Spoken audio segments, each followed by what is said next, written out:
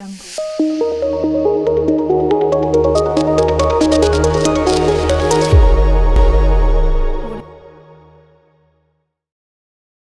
recently someone asked me a question and I didn't know how to answer them, so I said, let's discuss it.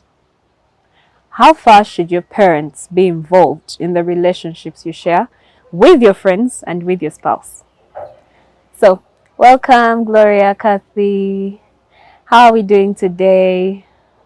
I'm very fine. You all I'm seem not very dull. complaining. Are we okay?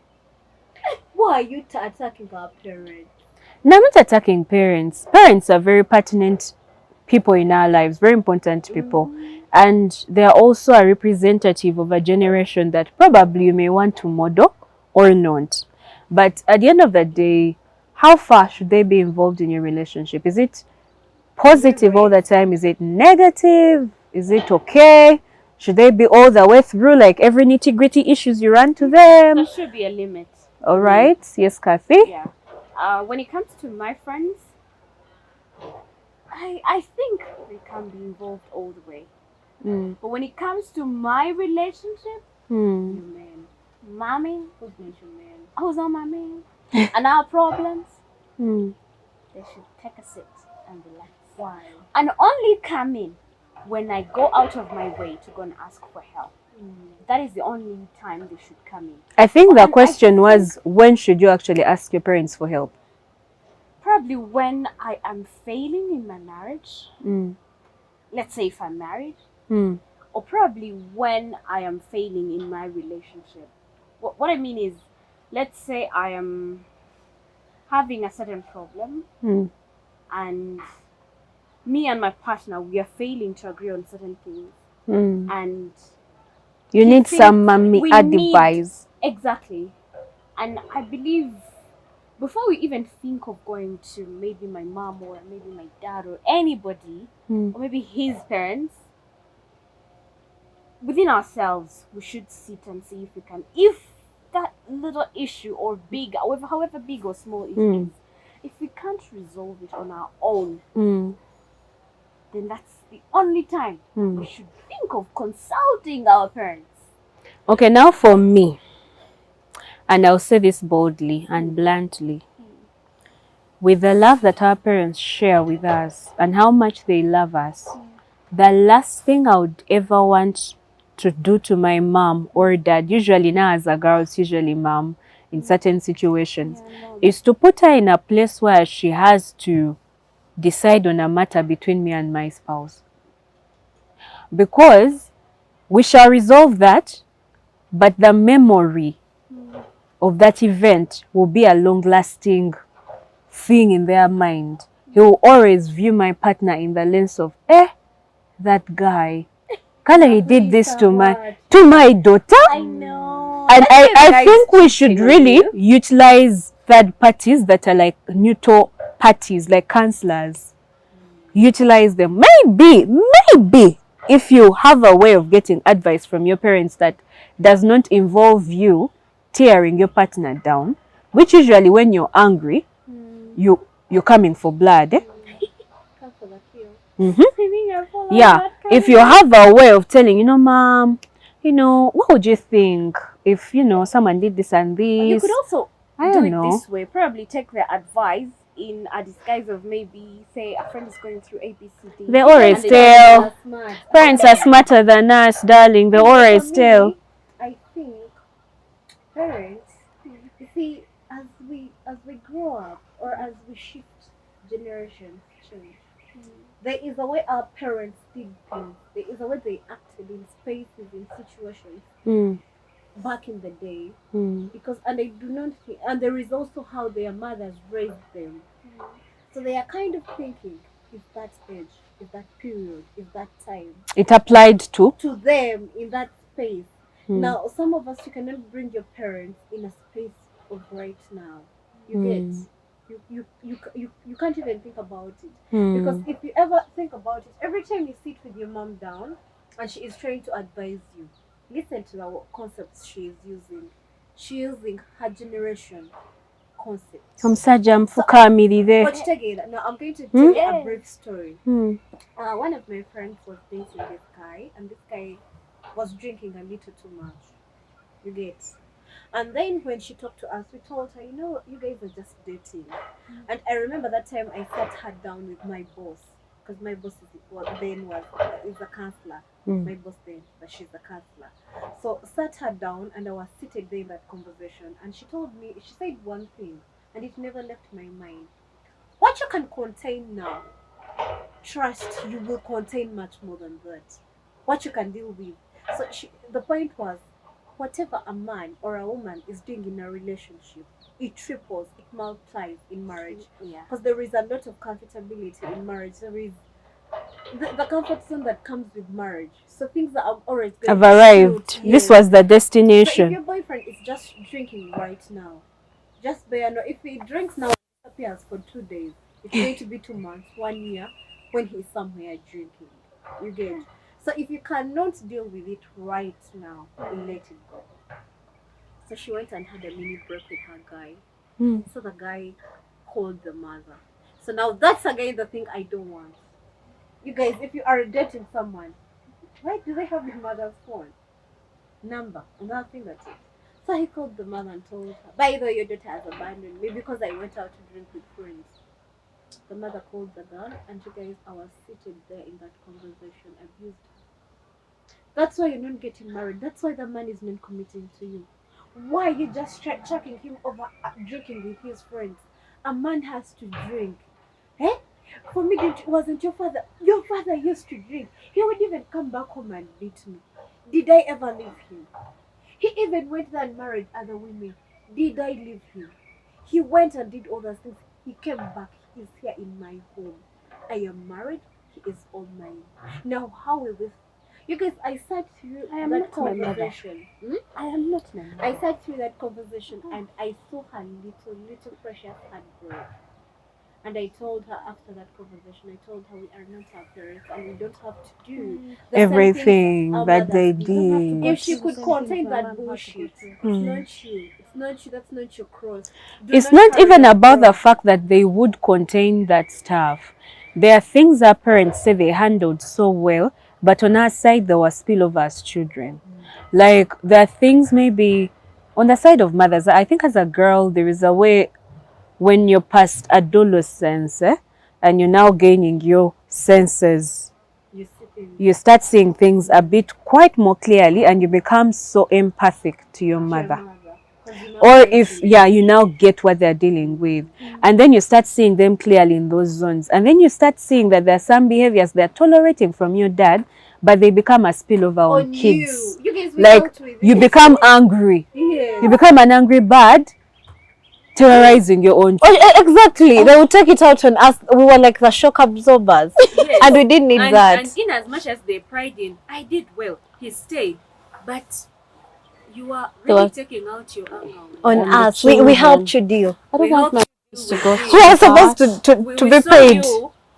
Sit through the worst, the good, the bad and the ugly, pretending you're taking it well, yet you didn't. You did not. So I do not support our parents to be involved. And she took back the guy. She actually did. She followed her mother's advice. Have this habit of tying us on people that were not meant to be. Yes, but you just see what brings that again. They nearly tied me on some. Okay, I'm not. Do not make sure unless a man has made it official. Yeah. I don't think don't make them meet your parents, because when they meet your parents, they do these little amazing things. Now our mothers are women. By default, women, we like money. We like material things. So if your boyfriend is buying things for your mom, sending her money, checking on her, your mother is only going to see that side of him. Yeah, so if you walk to her and you tell her, by the way, he slapped me, he'll ask you, what did you do? Why did you provoke him? Now, exactly. When it comes to violence, my mom has a line.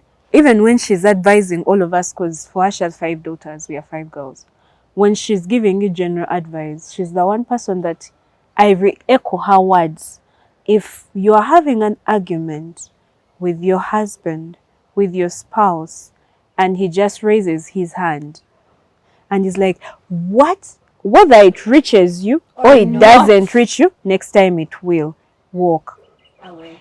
And then the other reason as to why on a positive side where I would love me as a person, if I'm really interested in a person, and maybe them seeing call my parents ish or being maybe invited to family events. Parents have an eye for things we don't see. Yeah.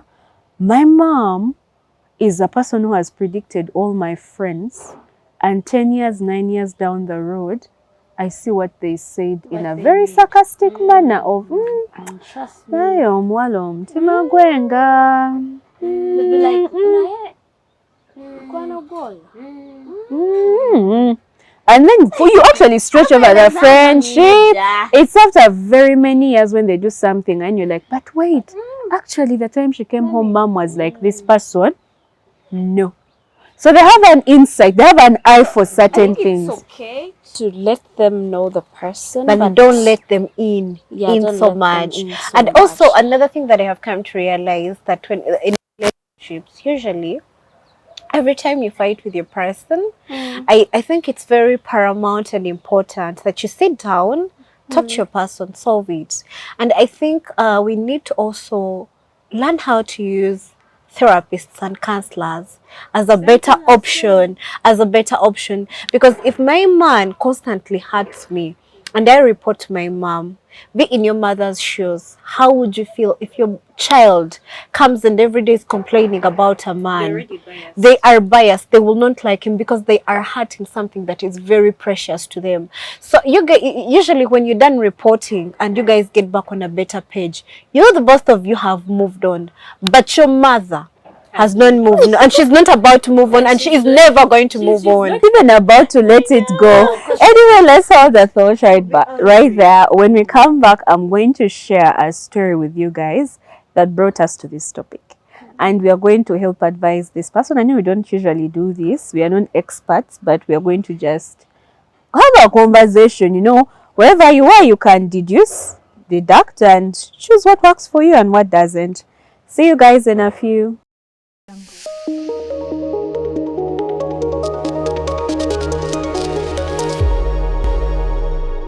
Alright, we'll be back from that short commercial break.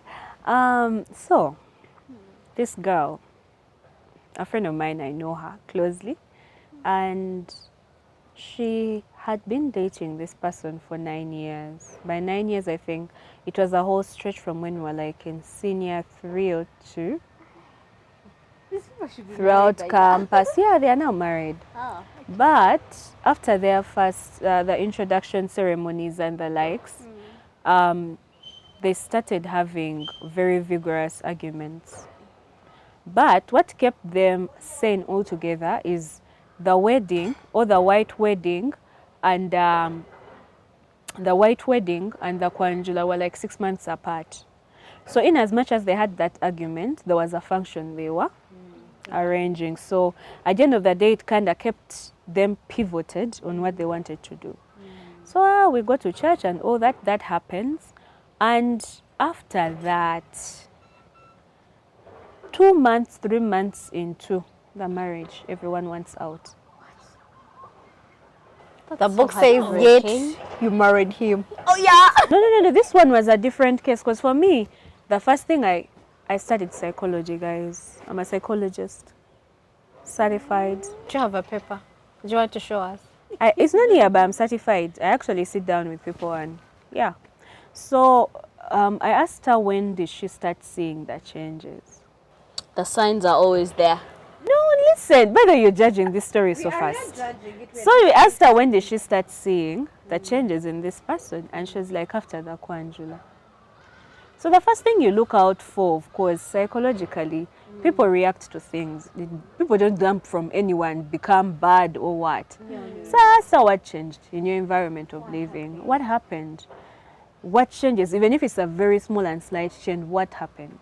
So when these guys were dating and knowing each other and all those things, they would like go out together. They would have fun together. They would come home together, drunk or what, but they are Together. Together. So as she was being prepared for the Kwanjula, of course she visited the Senga, and the Senga talked to her and told her banange kacholaba false names Winnie byobadengo kola you have to change. You know, you have to show your man that you're now responsible. These things of you are going out with him, you spending money like that, yet you have to build your family, doesn't work. Now you have to settle into a wife. While you're the girlfriend, cut it's time for you to be a wife. Sit home, make food for him. Make sure there is always supper. These are people who are used. Yeah, they would cook once in a while and together. They used to love cooking together when they did cook. Or when they went out, they had like a tradition of every Friday, like they would spend the weekend really having fun, and they would do takeaways. Then within the week, they would come home or prepare something fast but together. Like the thing was together. So now when she came from the Kwanjula, and also that whole bit of, you know, as Baganda, culturally, you have to respect your man. There is literally this gap between you and the guy. So she started picking all the advice that the Senga had given her and put it in what? In news. The guy would come back from home, she has already prepared. She would leave her work around 3 p.m. and the guy would come back at 5. So either way, whoever came home first, wait for me, we cook too. We decide what to eat together. Don't decide for both of us. Unless I've made a phone call or maybe I'm not coming. Or sometimes we'll be like, I'm going to be late, let me pick us, take away. But we just don't cook. We just don't do things separately. Yes. We are in this together. Yeah, that's what. And I think it was a very important thing to that guy. Yeah, so now first should get home 3 p.m., starts cooking, even cooking things the guy doesn't like. Cooking, preparing, the guy comes back, the food is already ready, served, and kneeling. And okay, that whole thing, it happened the first day and the guy laughed. That's funny. I was like, this is funny. Second day, he's not so amused. Third day, he told her, I don't know, I don't like this. But she just kept on at the back of her mind. She was like, Senga yangambia nifukachi. Inshallah. So she maintained that changes. Friday comes, the guy comes from work, he's like, hey, are you ready? Have you done your makeup? Like, should go do her makeup, what a dress. I tell you, no, go, yeah? Yeah. And she'll dress up and they go out. And she's like, no, I don't want to go out. I want to stay home today. So the guy went out alone. Yeah, it didn't take so long. He came back. So after a stretch of like a month or two, a gap started happening. And now they started feeling like this one is running their own space. The guy just drew away. He just kept quiet. He stopped talking. He became a robot. So they started arguing over the time. So when we sat down and were talking, I had already experienced the same situation with someone else. So in as much I may not have known what was going on in her marriage, my head at that point ran to the idea of this one has picked ideas that didn't work before to come and apply them in an already good thing instead of forming your own rhythm. So I told her, I realized she was not going to tell me the whole story, but from the hints she has told me, I picked a story of someone else and told her, and then I told her, sometimes in as much as Kali, there is a societal definition of wife responsibilities and what they should do. Know your person. Know your person. Your relationship is yours. Your marriage is yours. Your auntie's marriage is hers. So there's things she does for her guy. For her, may not work for you. Yeah. So when I had that narrative come off, I don't know whether she picked it and used the advice. I don't know whether she... Have you followed up to see if they are now in a I was good about space? to ask. I don't know how to poke. No, you have to poke. I think they had something amazing happening for them before the Senga talk, okay? It was beautiful because it's something we Even these rarely singers, get. some of them, they just mislead us. No, But it's some of very these are not. misleading. She was coming from a good place. But you see... Some of them are coming from a good place, we understand, but some of these are already failing in their marriages. Why do you even stand telling me things to do in my own marriage? You see, the thing is... Still you're saying, But you see, My dear Senga, my dearest Sengas, wherever you are, if I wake up and I'm about to get married, which is next year, God please help me. Temumbulida, allow me drive my thing in my own way. I've attended a wedding before of one of my nephews, and my dad gave a speech, and it was the most beautiful speech. And I will write it down one day so that someone reads it out for me on his behalf. So he said, he told him, you have been to counselors, they have told you what to do in your marriage.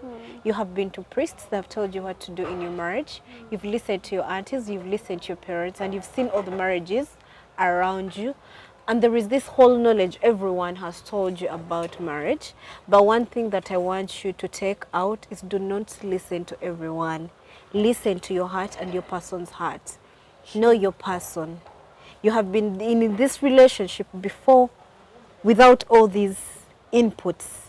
Stick to your root. He told them there is no manual.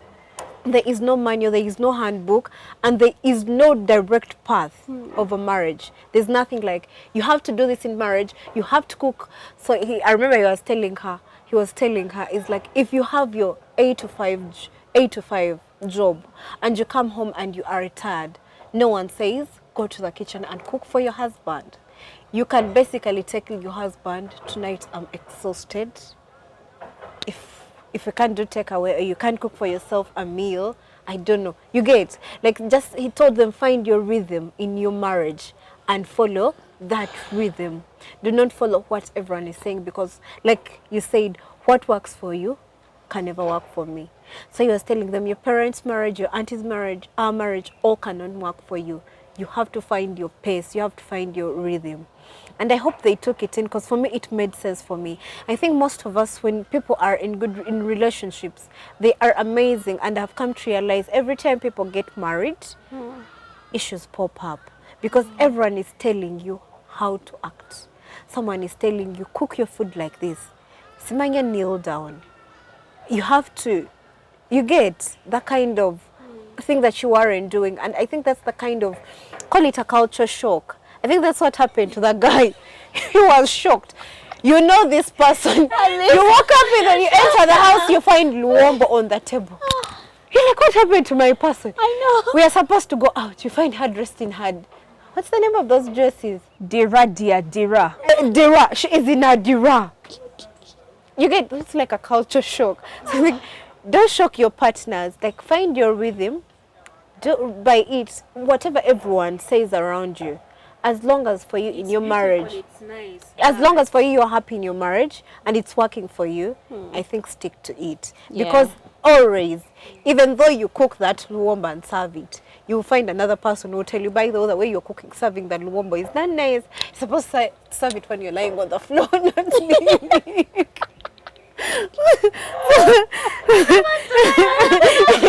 You know, life flatter. Calling your man different names. Sabasaja, Kabaka, This one time a friend of mine, you know how much I love nicknames, eh? And I really call someone Uncle Bro Bichi. This person was like, my name is this and this. I don't like being called names. So I continuously went on. And one time you're like, you know what? I'm disturbed. Why are you calling me all those names? And for me, it's a joke. Like, it's not something I mean. But munange, people love their things and know what they want. Yeah, people know what they want. For me, in conclusion, parents are pertinent people in our lives. Parents are very important. They have knowledge. They can share with us. But at the end of the day, unfortunately, back in the day, someone would find you a partner. Like your Senga would get you a guy. So it was her work to learn everything about that person and then come train you to be the best wife to that person. But now, you and this person met where your parents were not. You have made it work to the point where they felt like, I want to spend the rest of their life, I want to spend the rest of my life with you.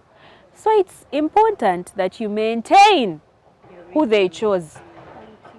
Not a soft copy or a battered copy or version of what you hope or think it should look like. It's important.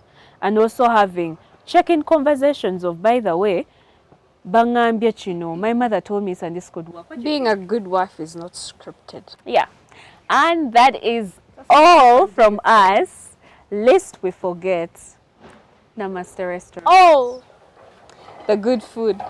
The cocktails. It's that Kasling. Kasling what?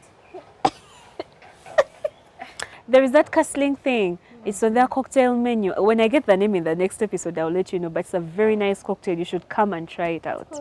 Thank you guys and see you next time. Bye.